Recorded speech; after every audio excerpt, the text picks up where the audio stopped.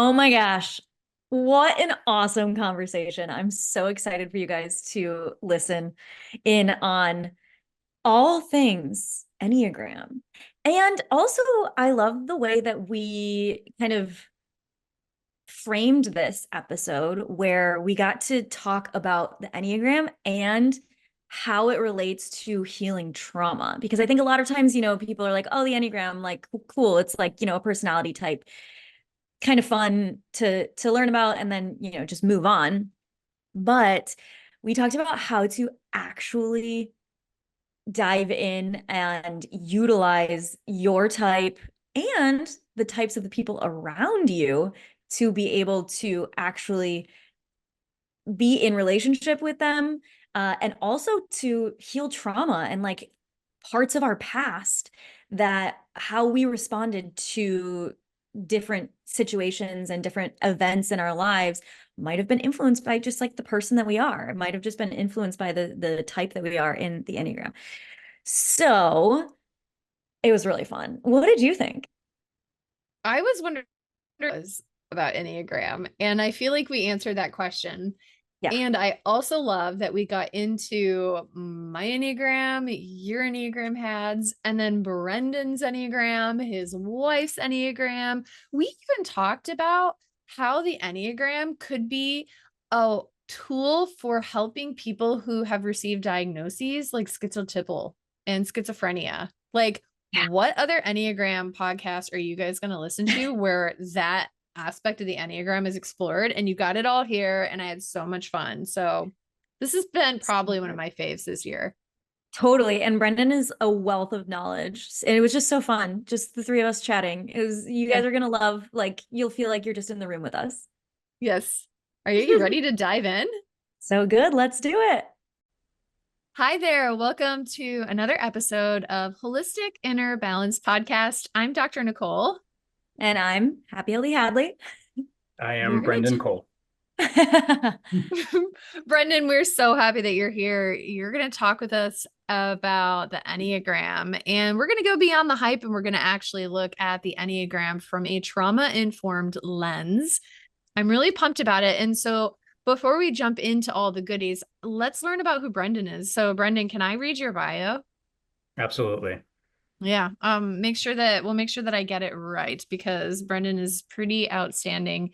He and I've known each other, by the way, y'all, for like 5 years. We worked together at Health for Life. He's a very trusted, incredible clinician.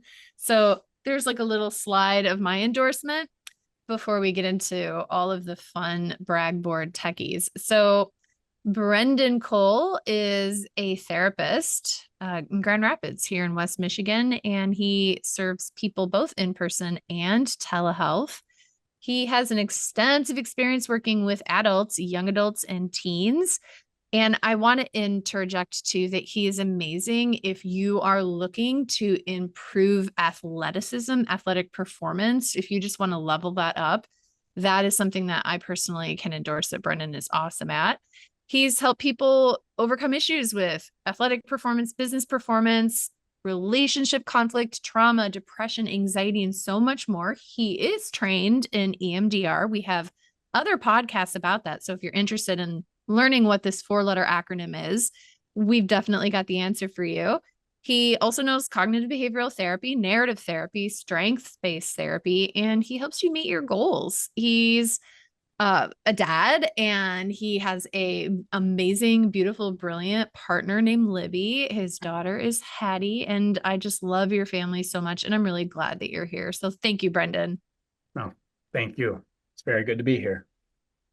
So one of the things that I hear a lot at Health for Life is like you walk into a room and someone's like, "Oh, Nicole, of course you just suggested that in the group chat. You're such a 3." And then I'm like, not false. I am an Enneagram 3. And you would say that because you're an 8. And then someone over here is like, "Hey guys, simma now." And we're like, "You're such a 9. And so, we have these like kind of Russian roulette dances where we're kind of spitting out these numbers as forms of identity or explanation about who they are. And so tell us about this phenomenon. Tell us about the Enneagram. Yeah, so as far as personality types are concerned, this was probably my favorite means of exploring myself, getting to know other people, especially within relationships. But the concept of the Enneagram essentially teaches that there are 9 different personality styles, um, where each one of us tend to then gravitate towards or adopt as a child to kind of find meaning or to cope or feel safe. And from there has been used to be a very powerful, valuable tool to kind of learn not only about how to strengthen some of those personality characteristics of your type, but then also how to grow or stray away from maybe some of the more negative tendencies, or they're also called like the sins of your type or your number. So you'll kind of know if you find your number or your type when you're reading it, and you're like, wow, this is great. This is awesome. I like this. And then the next sentence, you're like, oh, I don't like that at all. That sorry, I just dropped something. That doesn't feel good at all. Make you kind of feel like a little sucker punch to the gut or something like that. That's usually when you found your number, because it'll kind of point out maybe some of those parts of you maybe you don't like that are a little bit more difficult to kind of reconcile with. So that's what the beauty of it is. It kind of highlights the full version of you that is all beautiful and unique, and allows you to kind of go from there. I had a good friend tell me this once, and I don't know if this is true of the Enneagram, but he told me this and it's stuck with me ever since, where the true goal of the Enneagram is to kind of not be identifiable as any number type, kind of achieve this certain level or status of health that people would have no idea if they were to kind of put you in that box. Now, is that possible? I don't know. But I kind of like that challenge mindset behind it, kind of achieving the better version of yourself. So that's how I'd summarize the Enneagram. Hadlee, what is your I love that. experience with this? Yeah, let's see, when was I introduced to the Enneagram? It was probably like 7 or 8 years ago. My parents introduced it to me, of course, because my parents introduced me to all of the personality tests and the personal development things. And yeah, I resonated with mine so much, which Dr. Kane and I have the same one. We're both threes. Nice. And yeah. And yeah, that's the achiever one. And there's definitely some really great things from it. And then there's definitely some things that are more of that shadow side of it that I have like been working through since I learned about it, right? And accepting, and then also,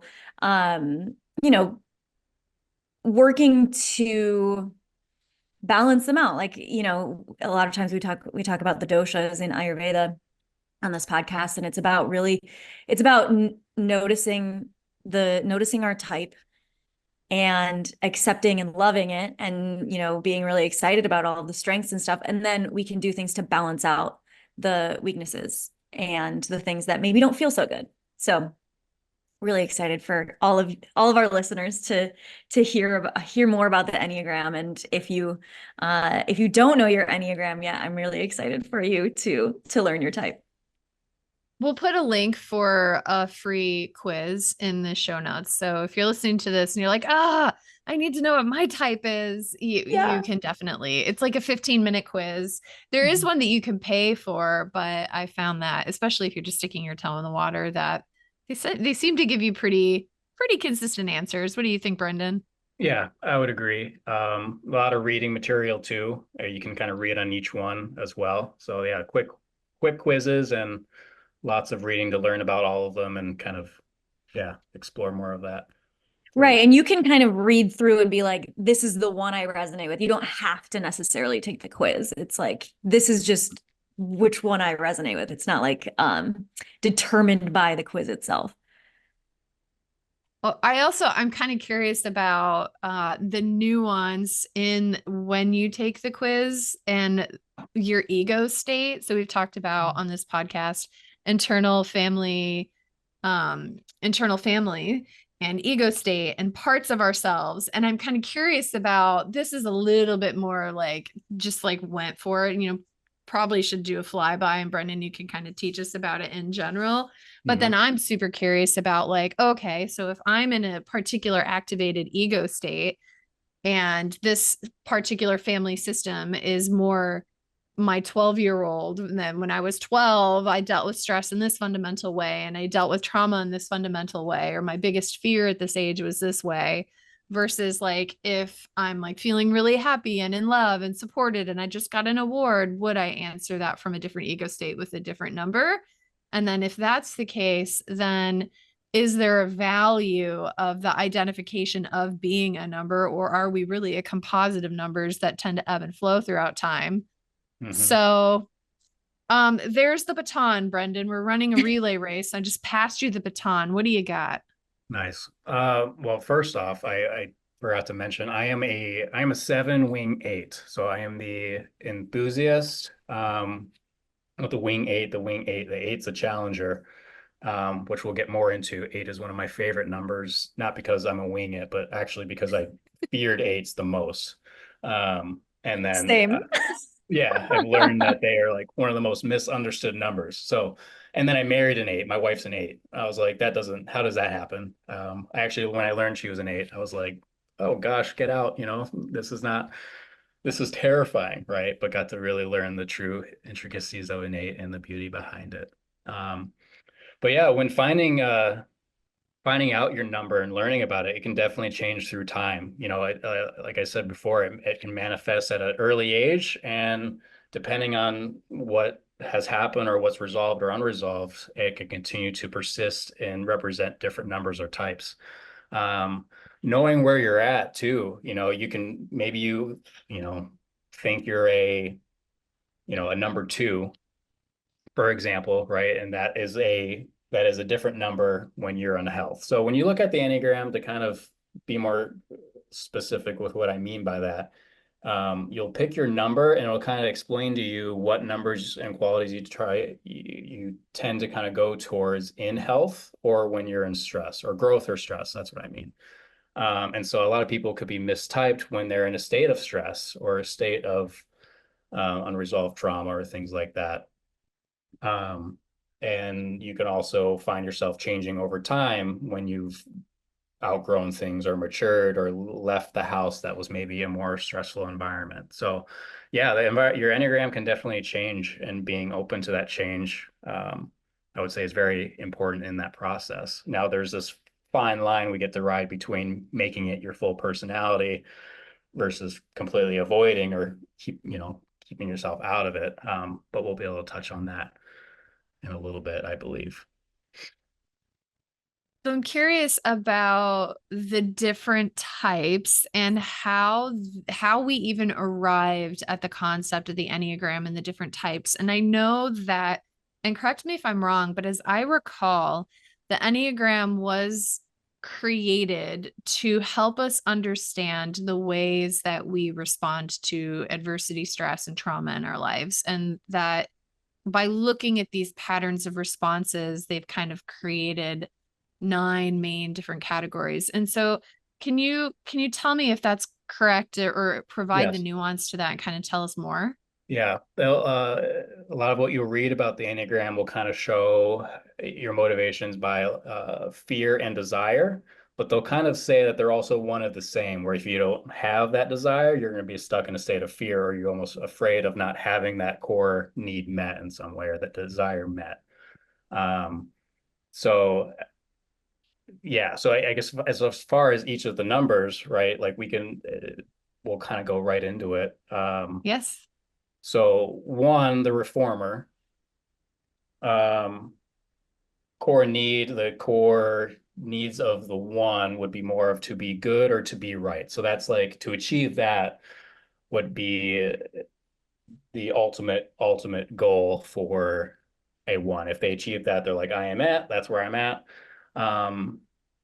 if they're not there, they may feel, I don't know, out of control or insecure or anxious about, um, and I guess a lot of these numbers are going to be anxious about the relationships in their lives, which we'll be able to talk about. But then we have the type 2, the core need of the 2 is to be wanted and loved.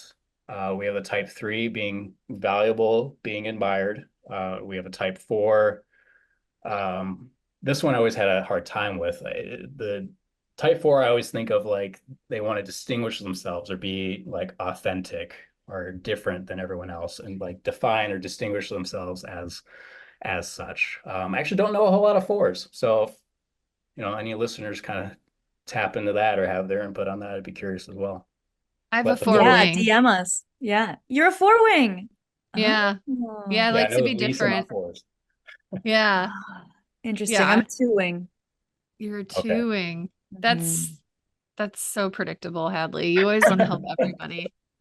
So we can Classic expand on Hadley. that. So let me recap and make sure that I got, because there's 9 of them, and I don't want Yep. people to like zone out with this, because this is really cool stuff. So you said type 1 is, you said the reformer, Yep. and their basic desire is to be good, to have integrity, be balanced. And Yep. then you kind of talked about like fear and desire being like 2 ends of the same thing. And so then that is like being what the Enneagram research that I've seen is like being bad or defective or evil. Yeah. And then we can like get into like the wings and stuff. But then you said type 2, which Hadley has, this is a wing.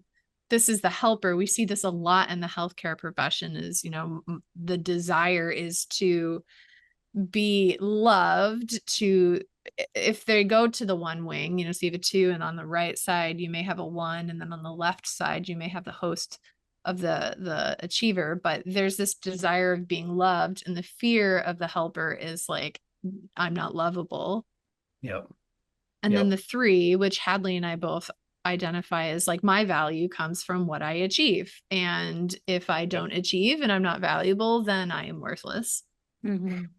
And then number 4, you said, Brendan, before I interjected talking about myself again, is that this is the individualist. And so these people, I've always heard that these types, you tend to want to be really different. You want to be an individual. You don't want to just go with the flow like everybody else. And there's like a lot of sentimentality and big feelings that could come with that. Did I kind of track what you were saying so far? Yeah. No, perfect. Absolutely perfect. Is that that's the kind of like artsy type, right? Too like, yeah, the bohemian is one of their subtypes. Yeah. Okay. Yeah, Okay. that's the vibe I'll get from 4s as well. Yeah. Awesome. And we have a type 5, the investigator, their core need, desire, being competent, being capable. They tend to be very like perceptive types. Very, I don't know. The 5s I know are very like organized and like to be kind of in control in that way, but not always in an unhealthy way, but just to know everything and be competent, make sure that they are capable. And we have a type 6, the loyalist, core need being secure, being supported. And then we have a type 7, which is myself, being satisfied, being content. Being content was oftentimes very hard for myself, always wanting the next thing, having a hard time sitting still. The moment of conversation, you wouldn't even get boring or disinterested. I'm like, all right, time for the next thing. Being scattered. So, to be satisfied, be content is like very leveled, relaxed 7. And we have a type 8, the challenger, powerful, dominating type. The core need for the 8s is being more independent and the desire to or feel capable or confident in their ability to protect themselves and others. They're like giant, like mother bear, father bear kind of personalities, who tend to come across as like abrasive or hard to connect with, which is why they're the most misunderstood type, in my opinion. And then we have the type 9, the last one, the peacemaker, being at peace, being harmonious with others, connection, things like that, be the core need of a type 9. So to summarize what you said, so the type 5 is, you said that that's the investigator type. Their desire is to be capable and competent. Brendan and I have a mutual friend who's like so in their 5, and she needs to know everything. And if she doesn't know something, it creates a lot of stress. It makes her feel useless or incapable or incompetent. She gets really embarrassed. And so she like needs to solve all the problems and know all the things. And then you said the loyalist, which that's my blind spot, Brendan, is I really struggle to like identify and understand the loyalist, but I know that it's Same. like, you feel that way too. Yeah, I'm like 5 and 6. That has always been kind of a black hole for me. I'm like, I don't really get it. I don't get those types that much. Apparently Sigmund Freud was a 6, whatever that means. Yeah. Yeah. Ellen DeGeneres is a 6. I don't know. Yeah. Whatever. Frodo Baggins was a 6. Whatever that means to you. But Yeah, these are Frodo like makes sense. Frodo, right? They're like committed, they like security, they're reliable, hardworking, trustworthy. They can also get really defensive and evasive. So they need security and support, and they get really activated or stressed out if they feel like they don't have support and guidance. And then number 7, I called it either the adventurer, or the other name is the enthusiast, right? Yeah. And I've always thought of these as like, this is like the Enneagram type we all wish that we were. It's like, I wish that I wanted to have adventure, and like, I just need to do high jumps, and like, what's the pole jumping, right? With your pogo stick. Pole vault, not pogo stick. That too, though. That too. Pogo stick. So it's like, but it's not necessarily like I need adventure, but it, that desire to be satisfied, like you said, Brendan, to be content and to avoid pain. Like they're playful, high-spirited, practical, but they can become scattered, undisciplined. And these might be people in your life who it's really hard to pin down, because maybe they don't want to lose their freedom. They don't want to be tied down. Yeah, you resonate with that. Yeah. The challenger, I'm really eager for this conversation, because I've always struggled with people who are in their 8, but unhealthy 8s, I think, where they're like really trying to protect themselves. And the way that it can come across sometimes is like they're looking for confirmation that we're out to get them or attack them or controlling them. And so then it can feel like walking on eggshells a little bit. But I love that you used that kind of maybe mama bear for description of an 8, especially if they have that 9 wing, they have that peacemaker side. So the 9 is that peacemaker, like you said, where it's like, this is my husband. He's a total peacemaker. Like stress and unhappy feelings and a lack of inner stability or a lack of peace of mind or peace in his environment creates a huge attachment trauma where he feels a loss, separation, anxious, stressed. So his entire mission is to create peace. So, well, same with my husband. Totally. So we're both 3s and our husbands are both 9s. So it's why we have so much fun hanging out, the 4 of us. It's like, oh yeah, we get it. That's great. Yeah. Paul and Todd just tolerate Hadlee and I. We're like, we're going to do this, we're going to do that. And we're like, ha, ha, ha, ha. And they're like, oh my gosh. Yep. Pretty much. Nice. So tell us more, Brendan. I'm loving this.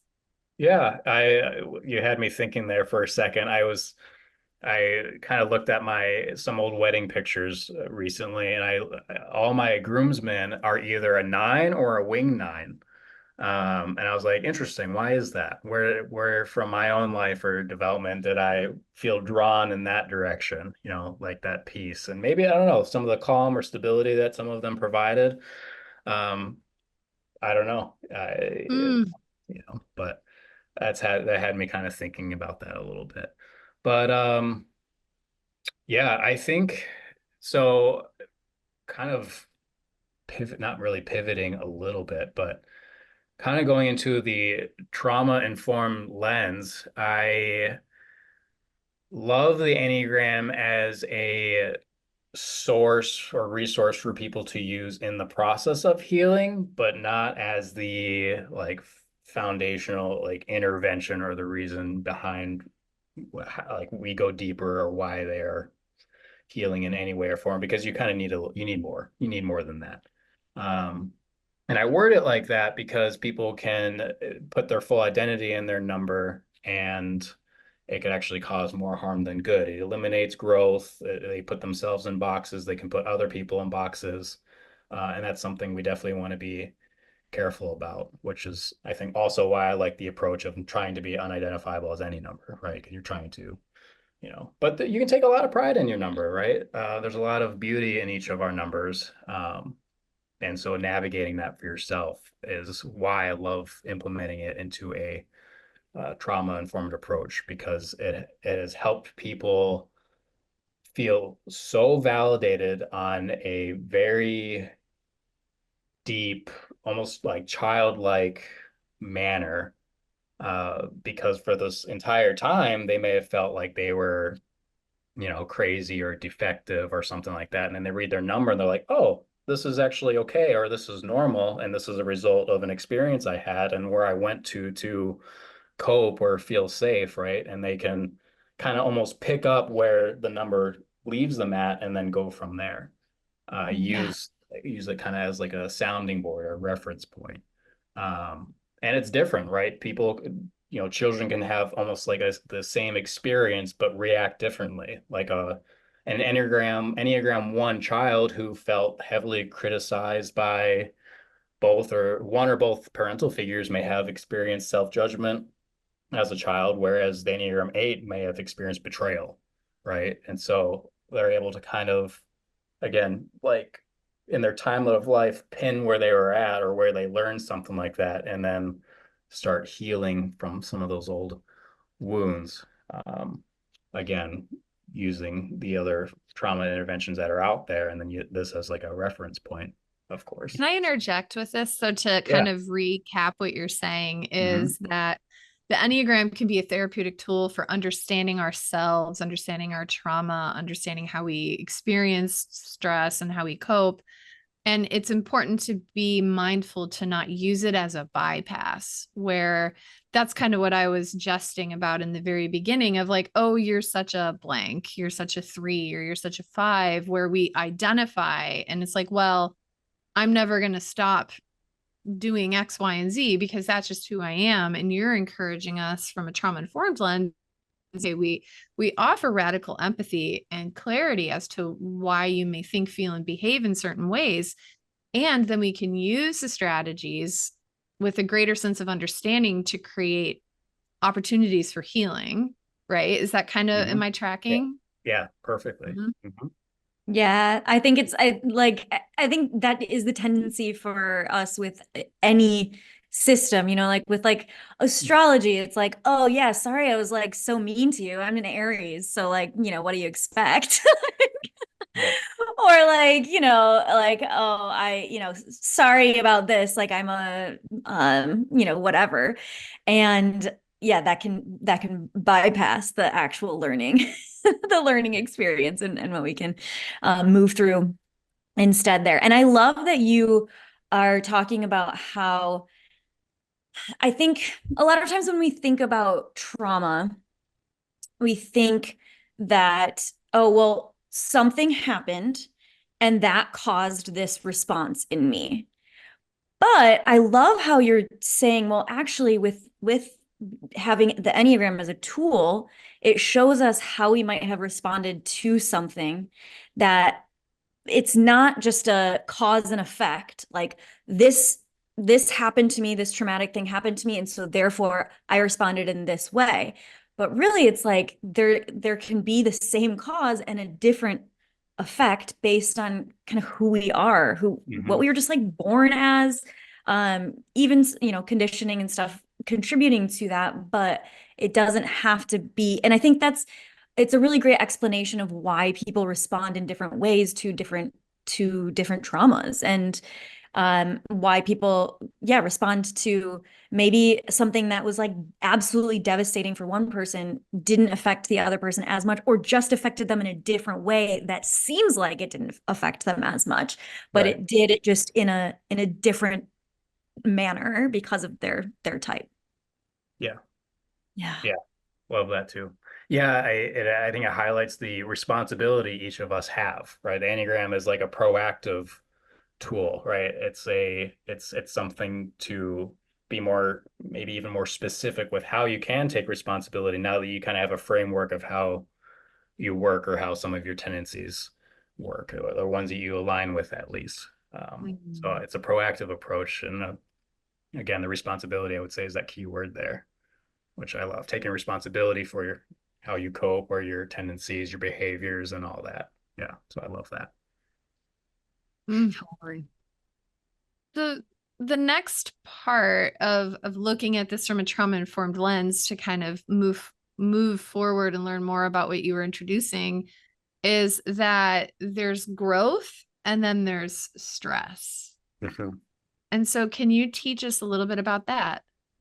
Yeah. So as you know, the listeners here kind of dive more into their type, they'll start to kind of see that there'll be like a lot of the visuals, especially when you find it online, will provide like a circle of each of the numbers and then almost like a triangle of how they're kind of how you're connected to all the different types. And I'm sure as you read through each of the types, you'll see different parts of yourself in all the numbers in some way or form. And it's the one that you most align with.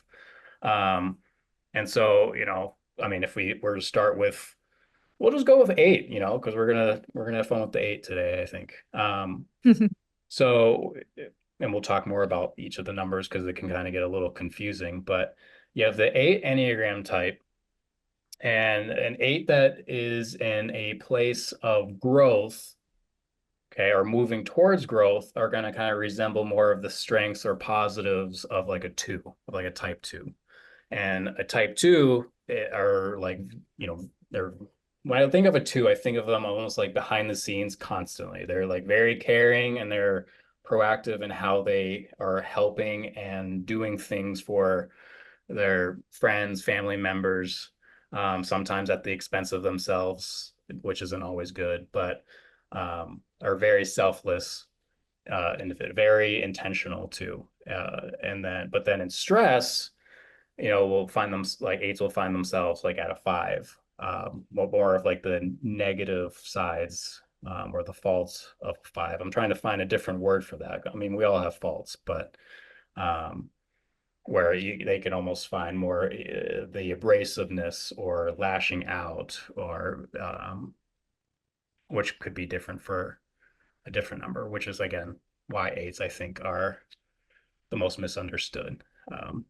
It's like the most caring, the most thoughtful, or it's like the other side of the spectrum where you're like, run away. This is an actual bear chasing me down, Um, so as far as growth and stress is concerned, that is also a great way where if you're having confusion with your number, you can look and see if you're like, okay, I think I'm between like a two, a three, and I don't know, we'll say a six. You can look at where each of them go to in growth and stress and kind of see if you identify with any of those specific stages, and you can kind of do a process of elimination and identify where you're at in this journey of self-exploration and healing, to kind of, yeah, really identify who you are, right? So it's like, oh wow, maybe right now I think I can be like a three, but if in hindsight was in a state of stress that entire time. I was in a really crappy job, living environment, roommates, whatever, when in reality I'm actually a six when I'm in health because of the not like, okay, so let me backtrack. Okay. So a six in stress goes to three, a six in health goes to nine, right? So if I am trying to pinpoint what I am, and I think I'm a three, but then I notice I'm in a stressful state, I could look to then where a six goes to in health, which is a nine, and see if I can match or align with any of those qualities. So again, this is where it can get confusing, where you find yourself bouncing all over the place. You can almost like create this giant road map on your wall with all the red yarn and just like, try to figure out where you're at and what's going on. But it's also the fun of it. You get to learn about a whole lot of numbers naturally in that way.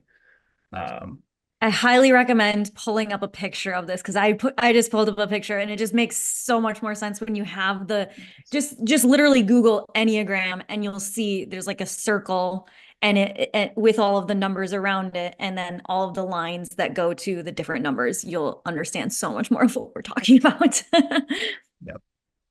I'm Yeah. curious, can you expand on, so we know that there are levels of development, and you were kind of talking about that earlier in the conversation. So there's unhealthy eights, which would be like level 9. And then as the number decreases, it indicates a greater number of health all the way to 1, which is like an 8 at their best. And so what is the difference between an unhealthy 8 who's in a level 9 versus an 8 that is then in stress going to a 5? And so when you say that, you're not talking about the types anymore. When you're saying like the level 9, the level 1, this is not the types anymore. It's like a level of how healthy or unhealthy it is. Yeah. And so the Enneagram Institute kind of teaches about this and like levels of healthiness. So you can be a really stressed out of balance 8. And so that's a level 9. And so I'll read you the description of it and you can see why people get scared of 8s.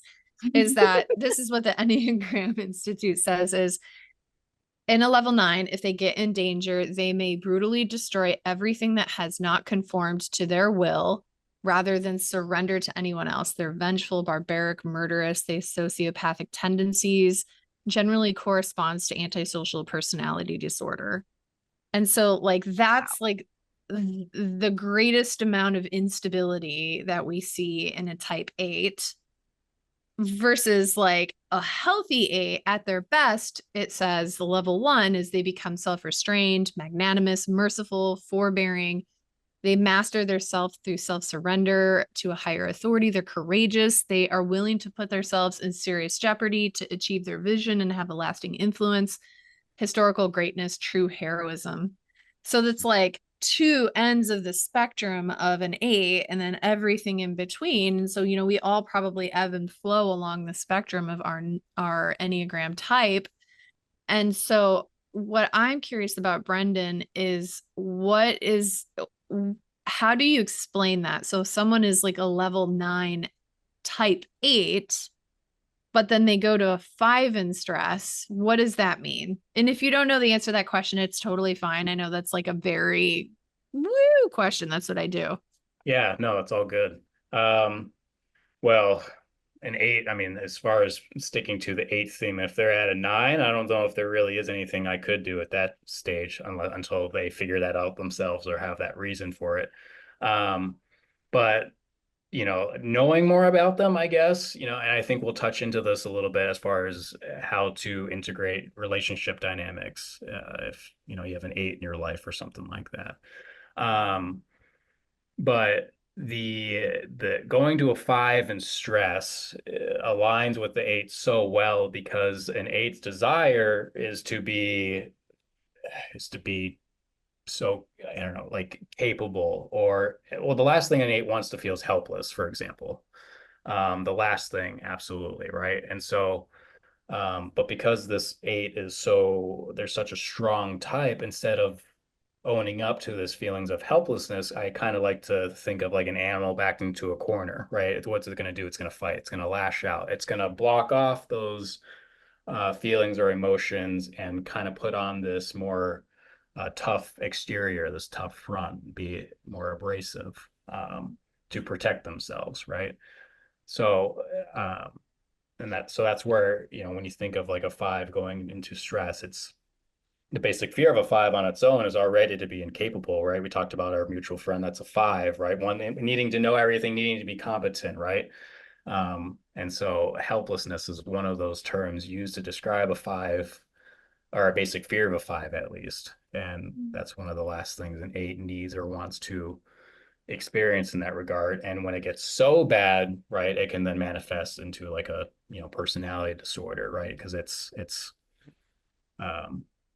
just the wound is so deep and then manifests as almost this completely new personality motivated by their defense mechanism.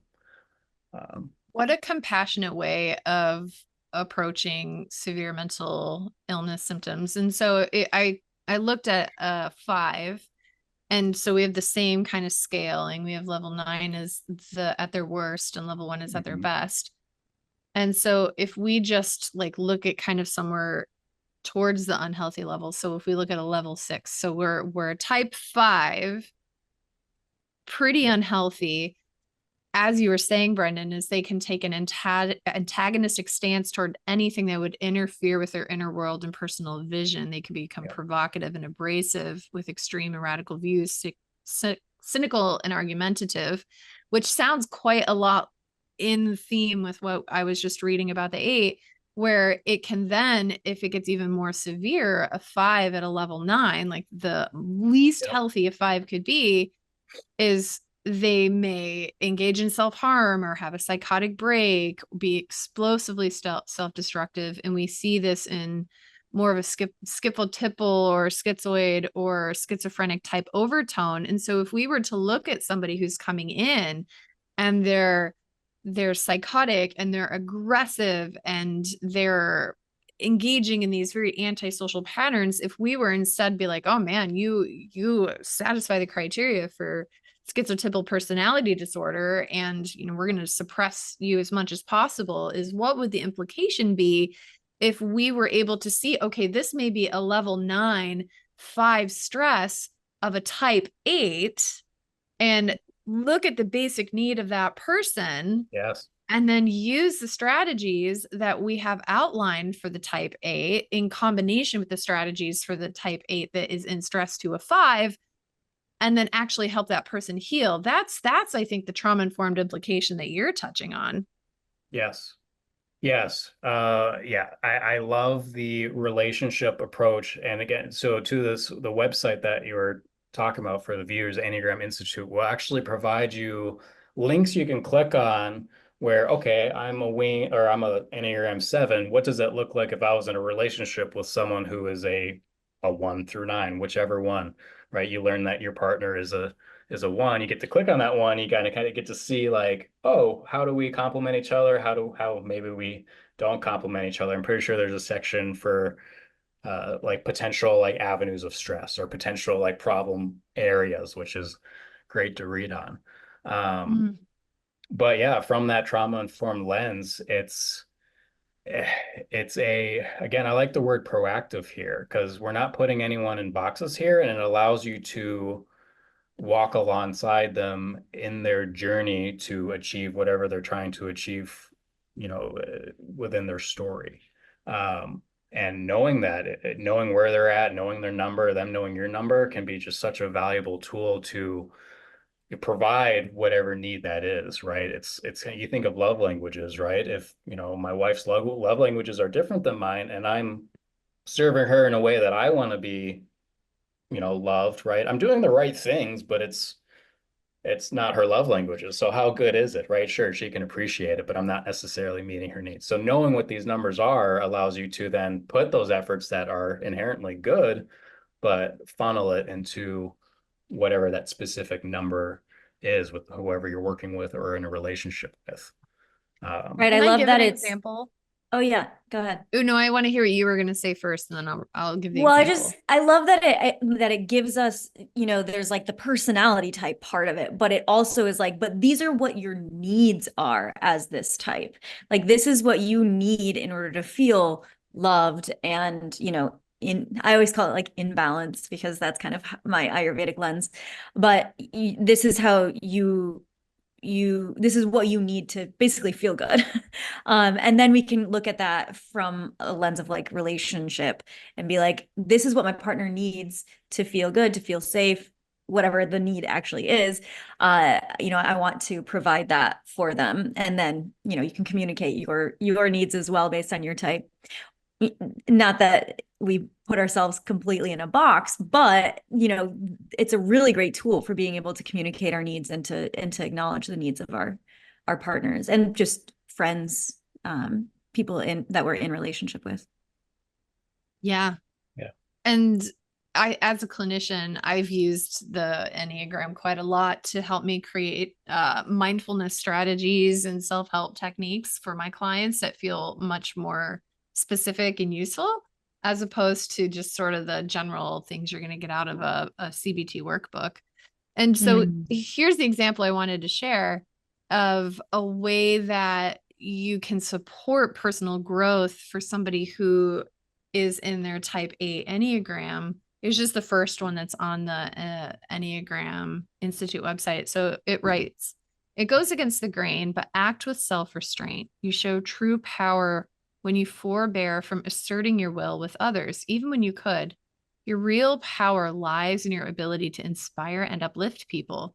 You are at your best when you take charge and help everyone through a crisis.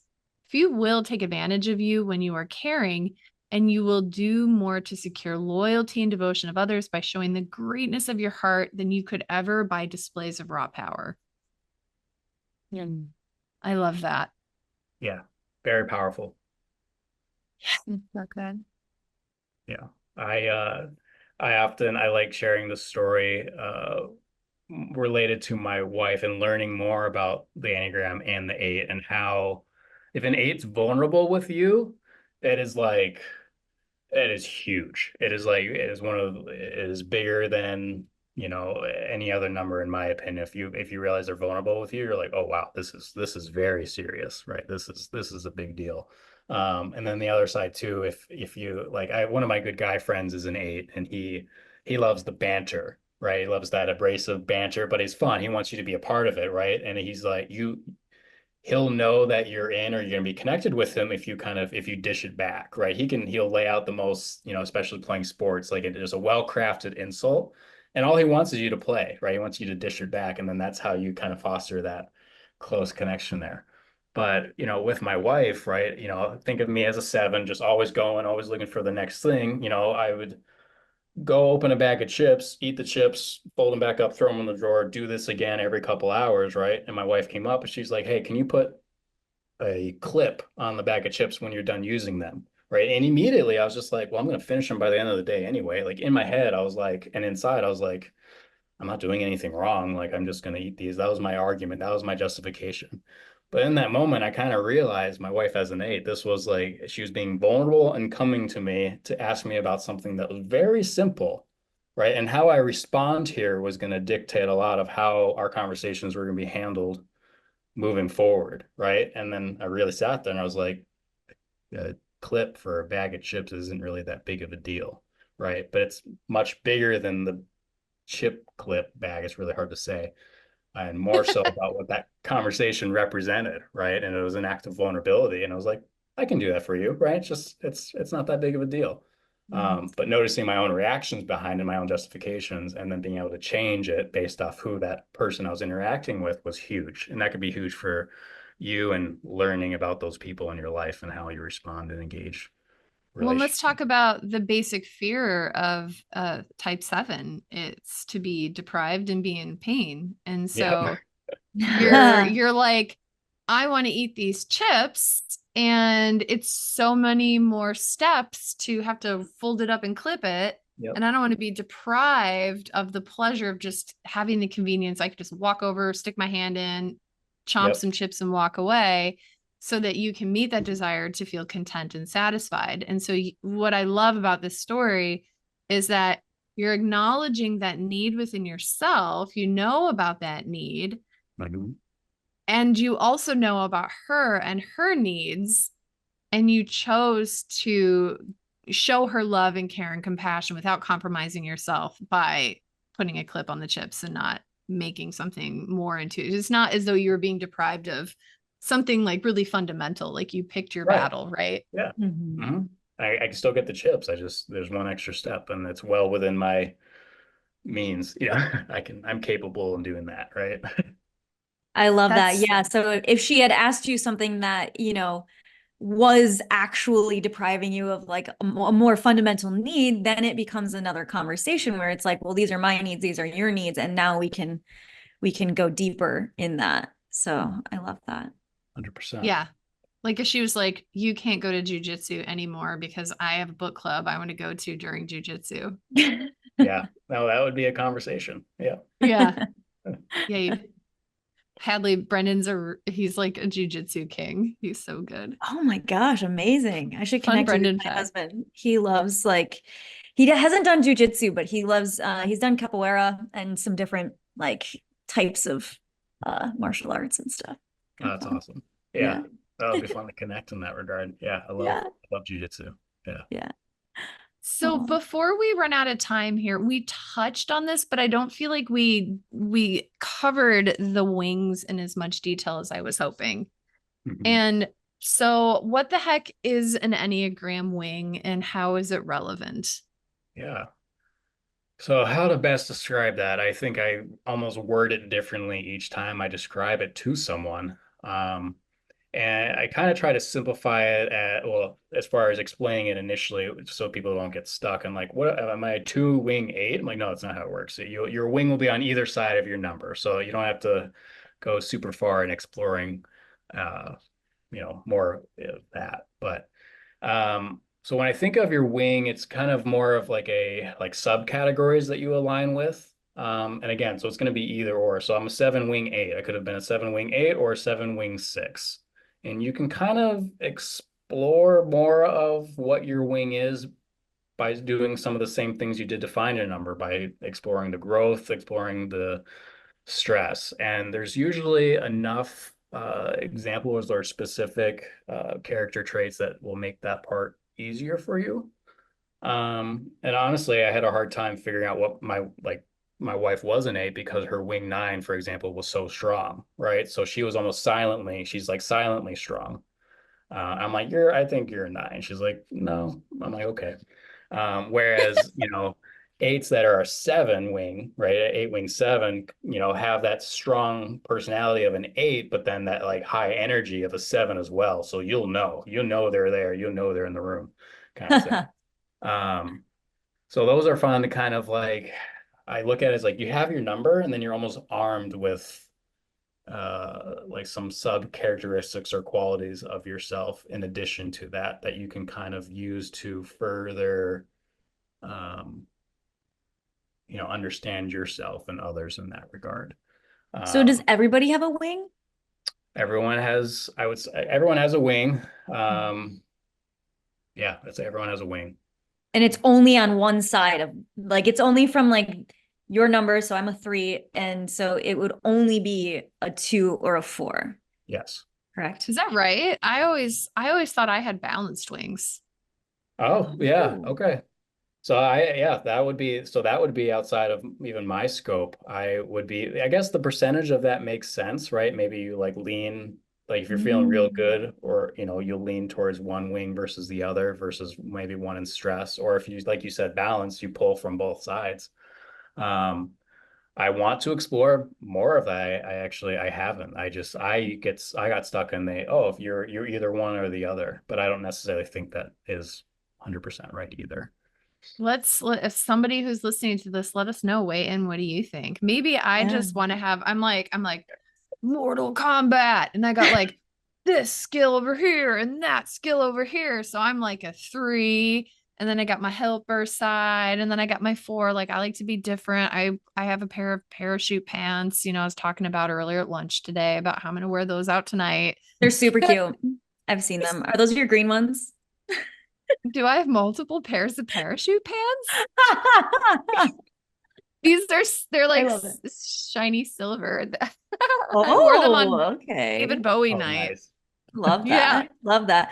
But yeah, I feel like for you, like when you said that you were a wing 4, I was like surprised because I was like, you totally have the wing too.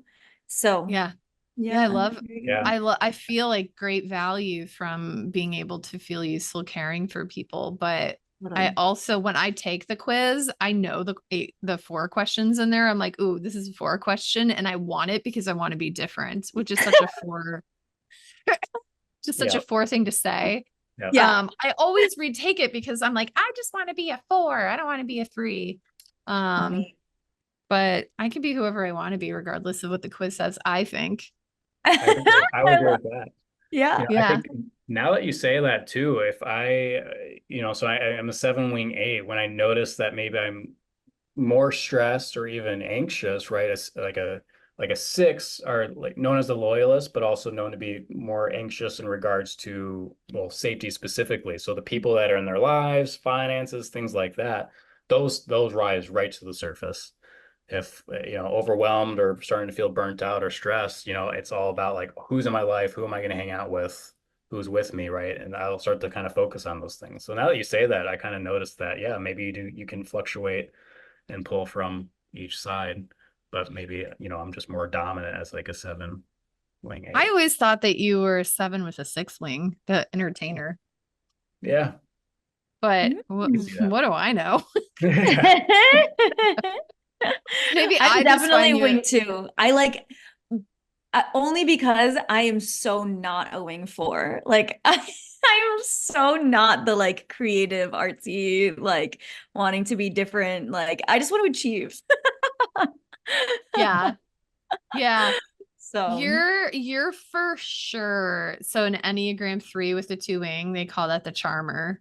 You are oh, you funny. are the charmer hands down. You're the charmer who everybody loves, as they should, because you are charming. And you are so accomplished. Like, yes, Oh, of you're so course you're a wing sweet. too. So you're like banking. You're like a bird and you're just banking. You're Yeah, not like, I'm like, la la la. I'm like going back and forth, like leaning on my wings. And Hadley, you're just like, like hardcore. banking into your 2. That is so funny. Oh my gosh. Yeah. There I you go. love that. There you have it. There you have it. Anything else, Brendan, that you wanted to mention that we need to know as now Enneagram experts? Yeah, there's so much to go on it. There's a lot of tools out there. Please look into it. From the lens of being, again, I can't emphasize enough proactive, right? As a means to learn about yourself and enhance yourself and others for um, to grow, not as a means to kind of default or, avoid responsibility. So it's really wonderful and beautiful in that way. And we probably could have done this for 3 hours because there's so many layers we could dive into with it. So have fun with it. You read through all of them, you have no idea, sit on it a little bit, then come back to it. I love telling people to read through all the types first before they even take a quiz because they'll know and they won't find themselves taking the quiz and answering the questions based off what they think they want or think, this ideal version of themselves. They'll kind of and usually it's the one that kind of like makes you feel good and then also like punches you in the gut a little bit is usually, kind of trust your gut there, trust your intuition with that. Have fun with it. So Totally. Yeah. Yeah. I've taken the quiz before and I actually in a state of major stress. I took it a few years ago and I got a 1 and that was really interesting. And so, yeah, like taking it a few times can be really helpful. Because yeah, I definitely think I'm a 3. So, Or you have an ego state who is a oh, 1. that could very well be true because that the perfectionist tendency was like very strong in me, especially, a few years ago. I've done a lot of work on that since then, but yeah. ego states Mm. religion too. I know a lot of girls in my life who grew up in the strict Christian household Hmm. that they are supposed to be more in a line with a 2, so they just assume they're a 2, right? I am this submissive, helpful, you know, woman in the 2024 era, right? I'm a 2, and I love having that conversation with them about that. I'm like, are you a 2, or did the Bible tell you to like that you're a 2, or did you grow up, in the white Christian church that you're a 2, or something like that, right? So I love Yeah. religion ego states as well, right? What was that upbringing like? Totally. Yeah, I think Oh, conditionally. Yeah. I actually had someone tell me who is like an Enneagram expert. She was like, I feel like you're just a 3, but your wing 2 was because like you were supposed to Yeah. be a Yeah. 2. So ooh, Yeah. there you go. Or make Yeah. some people angry. Yeah. Hmm. yeah. Oh, I Good though. love that. And Hadley comes from a family, all but one person in her family. They're all threes. Yeah, Nice. well, my sister's a 2 wing 3, but then yeah, Well, there you go. my brother's the only, yeah. My parents are both 3 wing 2s, and yeah, my sister's a 2 wing 3, and then my brother's the rebel of Nice. the family. What is he? Is he a 4? Do you So know? I think he took the quiz once. He's still so young though. It's like hard to tell, but he got a 9. Oh, So yeah, Wow. interesting. yeah, I would say probably a 9 wing 8, but Yeah. yeah, yeah. We'll see how it like how he Yeah, how it shuffles that, evolves. gets his Yeah, because it was wiggles a few out, how years it moves. ago. I think he might have been in high school still when he took it. So like it's yeah, hard to say. So one more application. So we talked about like personal improvement, we talked about relationships, we talked about identifying maybe our stress vulnerabilities. And another thing that Hadley, your family does that I really love is your mom and dad put people's Enneagram numbers on their business cards, right? Oh, Yeah. wow. Yeah.